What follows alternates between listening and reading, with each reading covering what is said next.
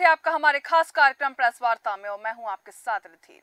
Press वार्ता के खास कार्यक्रम में हम आपको बताते हैं देश और दुनिया की तमाम बड़ी खबरें, ऐसी खबरें जो अखबार की दुनिया में हेडलाइन बनी हैं, टेलीविजन की दुनिया में बहस का हिस्सा बनी हैं और सोशल मीडिया पर ट्रेंडिंग में रही हैं। उन खबरों से आपका क्या वास्ता है जो हर खास व आम के बीच चर्चा का विषय रही।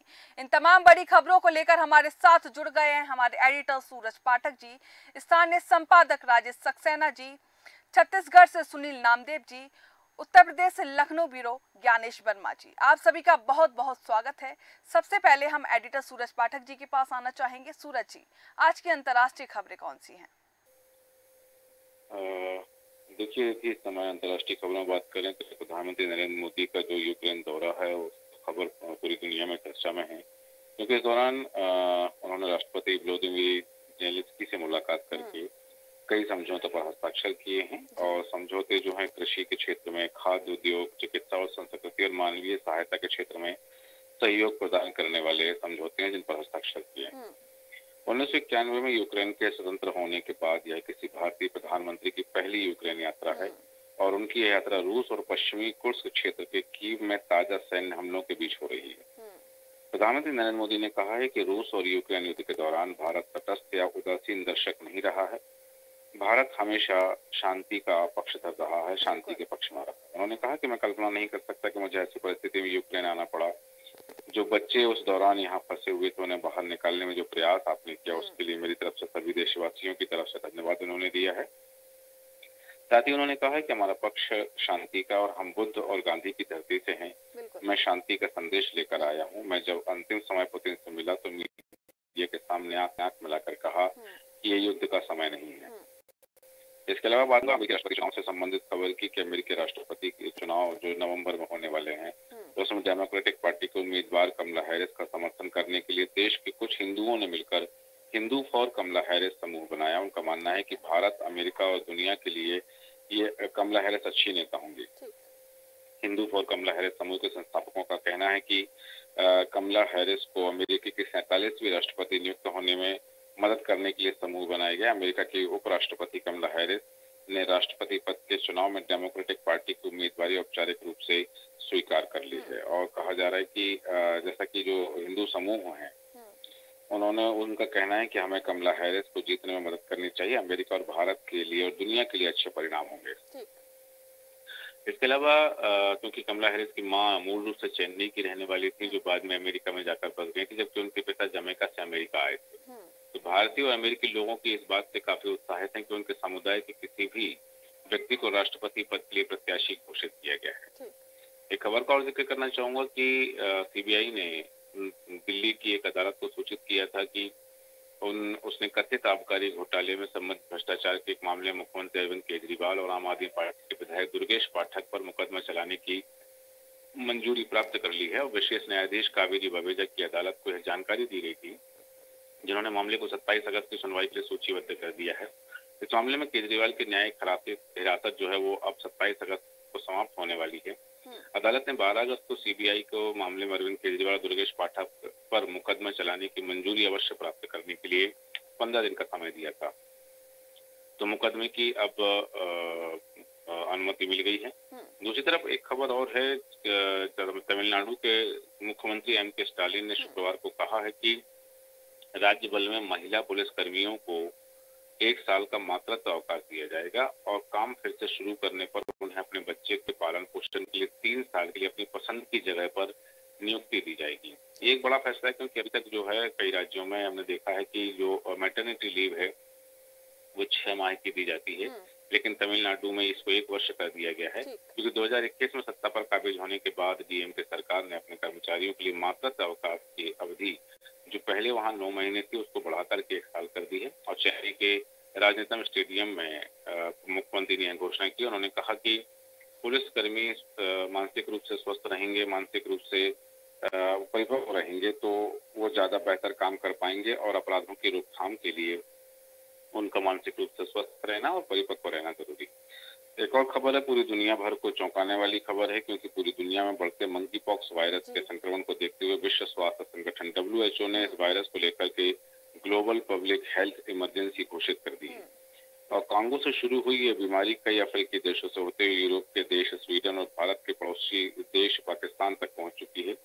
खतरे की संभावना को देखते हुए केंद्रीय स्वास्थ्य मंत्रालय ने इसे लेकर के समीक्षा बैठक की बात कही और भारत के लिए ये बीमारी कितनी बड़ी चिंता का विषय है, इसका क्या इलाज है और इसके बचाव में क्या कदम उठाए जाने चाहिए, इन अहम मुद्दों को लेकर के चर्चा होनी है। और स्वास्थ्य विशेषज्ञों और ऑर्गेनाइज्ड मेडिसिन एकेडमिक गिल्ड के सेक्रेटरी जो है जनरल डॉक्टर ईश्वर गिलाडा, इनके अलावा सभी जो हैं उसमें शामिल होने वाले हैं। और मंकी पॉक्स जो है विश्व स्वास्थ्य संगठन के मुताबिक एम पॉक्स या मंकी पॉक्स कोविड की तरह ही एक वायरस से फैलने वाली बीमारी है।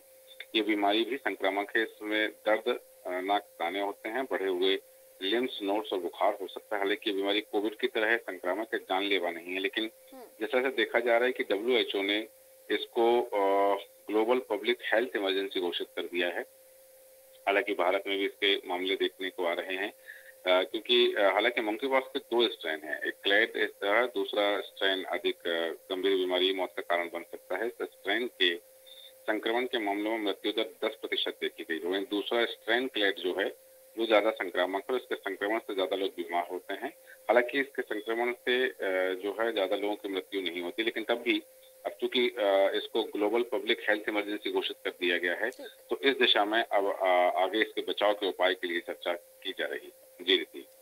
ठीक है सूरज जी, आपने बिल्कुल सही कहा। आपने पीएम मोदी के यूक्रेन दौरे का जिक्र किया, जहां उनके लगातार जेलेंस्की के साथ 3 घंटे की बैठक चलती रही और उन्होंने यह भी कहा कि ये जंग का समय नहीं है। आपने अमेरिकी राष्ट्रपति चुनाव का जिक्र किया, जहां कमला हैरिस को लगातार समर्थन मिल रहा है, उनके समर्थकों की संख्या लगातार बढ़ती जा रही है। इसी क्रम में देश के दिल यानी मध्य प्रदेश की ओर रुख करना चाहूंगी। राजेश सक्सेना जी, ऐसी कौन सी खबरें हैं जिन पर सबकी नजरें बनी रही? देखिए रिद्धि, मध्य प्रदेश का रेरा इस समय सुर्खियों में है। जिस तरह से वहां पर तमाम सारी जो गड़बड़ियां सामने आई और उसी के बाद रेरा सुर्खियों में है। रेरा चेयरमैन व पूर्व IAS जो अधिकारी हैं AP श्रीवास्तव के खिलाफ मिली गंभीर शिकायतों को सरकार ने हाई कोर्ट भेजा है। इससे पहले नगरीय विकास विभाग ने शिकायतों को विधि विभाग को परीक्षण के लिए भेजा था, फिर इस पर उच्च स्तर से सहमति ली गई। अब हाईकोर्ट इन शिकायतों की पड़ताल के लिए जज की नियुक्ति कर सकता है। इनकी रिपोर्ट पर सरकार रेरा चेयरमैन को हटाने का फैसला लेगी। रेरा में सरकार की बिना अनुमति के की गई भर्तियों, बिल्डर व डेवलपर के प्रोजेक्ट को समय सीमा से ज्यादा देर तक लटकाने और उन्हें परेशान करने जैसे गंभीर आरोप AP श्रीवास्तव पर लगे हैं। क्योंकि लंबे समय से जिस तरह से देखा गया था कि रेरा में रजिस्ट्रेशन को लेकर, रेरा में परमिशंस को लेकर जिनकी अवधि 1 महीने के भीतर होना चाहिए, वो 3-6 महीने से जो प्रोजेक्ट लटकाए गए हैं। और ये माना गया है कि इनको लटकाने की जो वजह है कहीं ना कहीं इन्हीं अनियमितता की तरफ ये इंगित करती है। Real estate regulatory authority RERA के एक्ट के सेक्शन 26 में चेयरमैन या रेरा के सदस्यों को हटाने की प्रक्रिया होती है। सरकार इसी प्रक्रिया का उपयोग करने जा रही है। अगर बात की जाए शिकायतों की पड़ताल रेरा चेयरमैन के खिलाफ जाती है तो वे समय से पहले हटाए जाने वाले दूसरे चेयरमैन होंगे, यानी कि AP श्रीवास्तव दूसरे चेयरमैन होंगे। रेरा मध्य प्रदेश के पूर्व चेयरमैन व IAS अधिकारी एंटोनी डिसा को भी समय से पहले हटाया गया था, लेकिन ये प्रक्रिया स्वेच्छा वाली थी। लेकिन जिस तरह से AP श्रीवास्तव की हम बात करें और जिस तरह से गंभीर अनियमितता की शिकायतें आई, उसी के बाद ये हाई कोर्ट को सरकार ने इसकी जांच सौंपी है। एक खबर मध्य प्रदेश में आनंद ग्राम बनाने को लेकर है। मध्य प्रदेश में अब आनंद ग्राम विकसित किए जाएंगे। CM डॉक्टर मोहन यादव ने शुक्रवार को आनंद विभाग व राज्य आनंद संस्थान के कामों की समीक्षा बैठक में ऐलान किया कि पायलट प्रोजेक्ट के आधार पर ऐसे ग्राम सामने लाए जाएंगे जहां सद्भावना, भाईचारा और आनंद जैसे भाव प्रमुखता से हों। CM ने निर्देश दिए कि प्रदेश के किसी उच्च शिक्षा संस्थान अथवा IIT के सहयोग से हैप्पीनेस के पैमाने का अध्ययन किया जाए। बैठक में बताया गया कि तनाव मुक्ति और आनंदित व्यवहार के प्रशिक्षण के लिए विभाग ने योजना तैयार की है। इनमें ग्राम पंचायत सचिव, रोजगार सहायक, पटवारी, नगर निगम और पालिका के कर्मचारी व पुलिसकर्मी शामिल होंगे। हालांकि अगर हम आनंद विभाग की बात करें, जब पूर्व मुख्यमंत्री शिवराज सिंह चौहान के समय ये विभाग बना था और फिर जब डॉक्टर मोहन यादव सरकार आई उसमें भी इसको आगे बढ़ाया गया।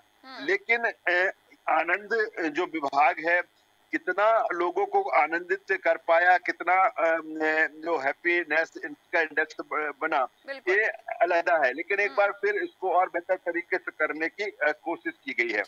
एक खबर जिस तरह से प्रदेश सरकार मध्य प्रदेश में 200 किलोमीटर के दायरे में 4 जगह जो कृष्ण तीर्थ हैं वो बनाने जा रही है।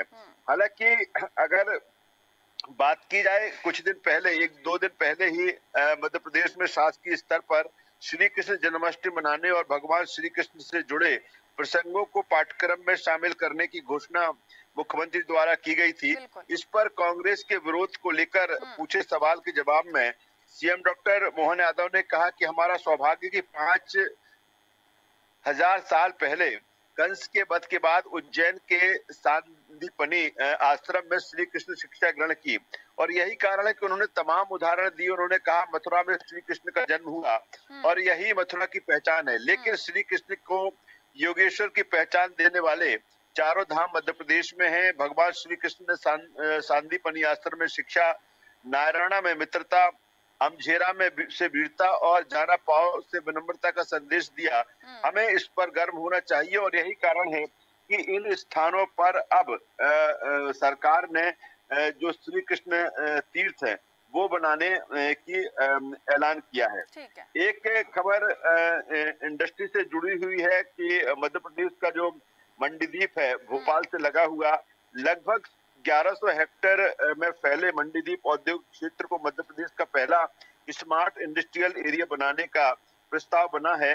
हाल ही में ऑल इंडस्ट्री एसोसिएशन मंडीदीप की तरफ से प्रस्ताव सीएम के सामने आया था और इस प्रस्ताव के मुताबिक प्रस्तावित क्षेत्र में आधुनिक कमांड एंड कंट्रोल सेंटर, निगरानी होगा, जीपीएस सिस्टम यहाँ पर लगाया जाएगा। दूसरी तरफ तमाम सारी जो टेक्नोलॉजी है वो होगी और इसी के अनुसार मंडीदीप को विकसित किया जाएगा, जिसके लिए सरकार ने प्रस्ताव मंजूर कर लिया है।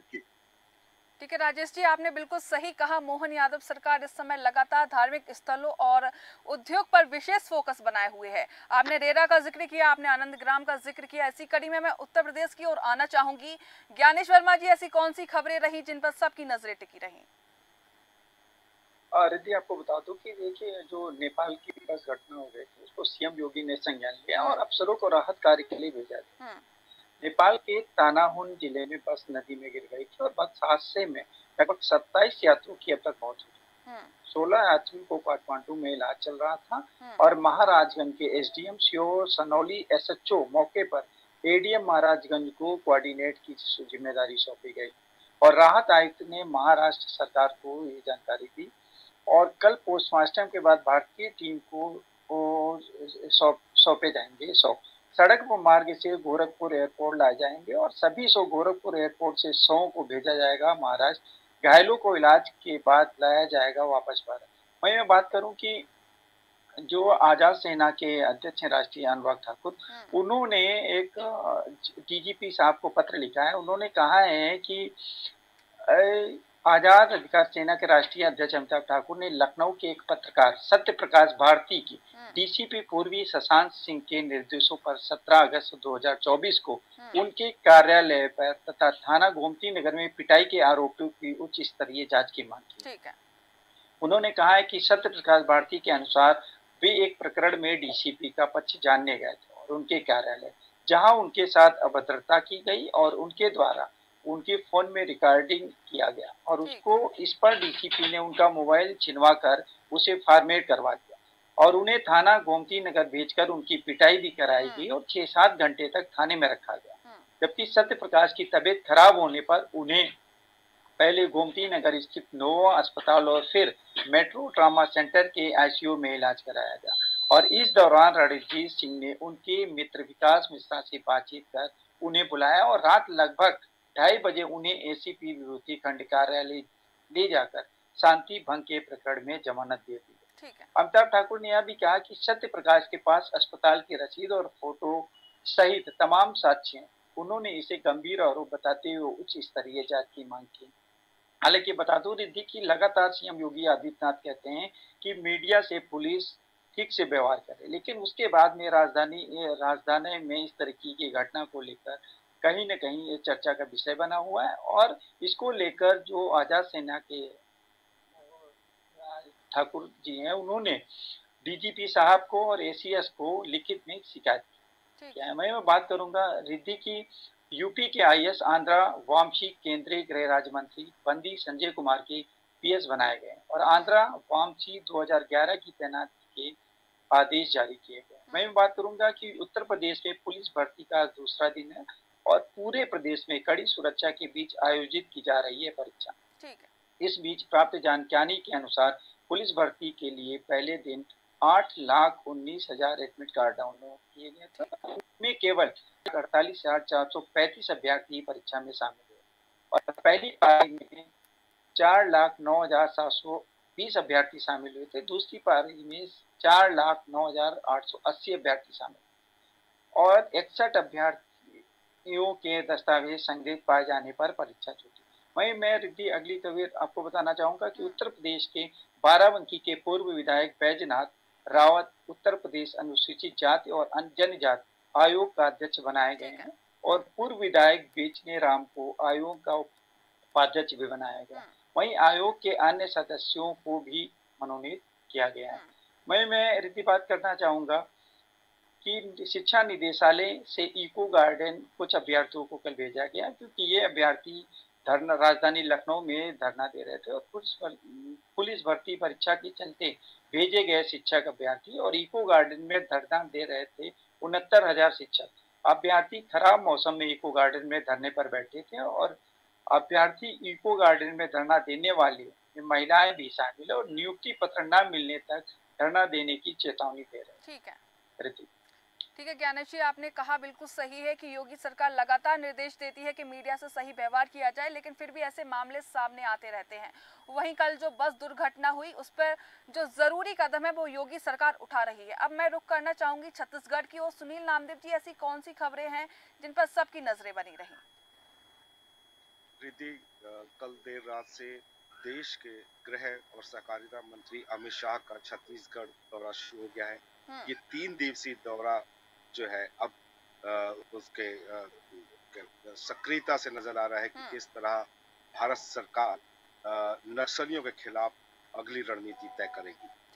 ये बिल्कुल सक्रियता के साथ यहाँ पर मंथन होगा। इन 3 दिनों में इंटर स्टेट कोऑर्डिनेशन कमेटी की बैठक हो रही है जिसमें कंप्लीट नक्सलियों के सफाई के लिए कंप्लीट एजुकेशन प्रोग्राम कैसे चलाया जाए। इसके साथ ही नक्सलियों को वार्ता का भी मौका सरकार देगी और आज यहाँ महत्वपूर्ण बैठक है जिसमें पड़ोसी राज्य चाहे मध्य प्रदेश हो, छत्तीसगढ़ के अलावा सटा हुआ झारखंड, उड़ीसा, आंध्र प्रदेश, यहाँ के तमाम पुलिस के आला अफसर यहाँ बैठक में मंथन करेंगे कि आने वाले समय नक्सलियों से किस तरह से निपटा जाए। अमित शाह खासतौर पर इस बैठक की अध्यक्षता करेंगे। 3 दिनों तक शाह का ये दौरा छत्तीसगढ़ का रहेगा। इस दौरान वे बीजेपी के जो कामकाज हैं, बीजेपी सरकार ने जो अभी तक 9 महीने का कार्यकाल रहा है उसकी समीक्षा भी करेंगे। संगठनात्मक रूप से बीजेपी कितनी सक्रिय हुई है, कितना उसका वोट प्रतिशत बढ़ा है, उस पर भी मंथन होगा। साथ ही उनको नया टारगेट दिया जा रहा है, नई सदस्यता अभियान का टारगेट दिया जा रहा है। अभी आने वाले समय छत्तीसगढ़ में नगरीय निकाय के चुनाव हैं, इसलिए बीजेपी मंथन करके अब और ठोस तरीके से मैदान में उतरना चाहती है, जिसकी रूपरेखा अमित शाह यहाँ तय करेंगे। एक महत्वपूर्ण खबर और है कि 9 साल बाद इस प्रदेश के खिलाड़ियों को अब न्याय की उम्मीद जगी है क्योंकि सरकार ने एक ऐसी कमेटी बनाई है जो उत्कृष्ट खिलाड़ियों का चयन कर उन्हें सरकारी नौकरी में अवसर प्रदान करेगी। 9 साल पहले तक खिलाड़ियों को सरकारी नौकरी में तवज्जो मिलती थी, उन्हें प्रतियोगिता में नहीं जाना पड़ता था और अपने जौहर के बदौलत जो उन्होंने सर्टिफिकेट अर्जित किए हैं, जो उन्होंने उत्कृष्टता दिखाई है खेलों में, उसको लेकर ही उनका आकलन किया जाता था और उन्हें डीएसपी तक के पदों में, डिप्टी कलेक्टर के जो राजपत्रित पद होते हैं उस पर भर्ती की जाती थी। लेकिन ये 9 साल से रुका हुआ था। पहली बार अब 9 साल बाद मुख्यमंत्री विष्णुदेव साय ने खुद इसकी अध्यक्षता करते हुए एक कमेटी गठित कर दी है और 29 अगस्त को एक बड़ा कार्यक्रम खिलाड़ियों के सम्मान का आयोजित कर रही है सरकार और उन्हें नौकरी का तोहफा भी दी।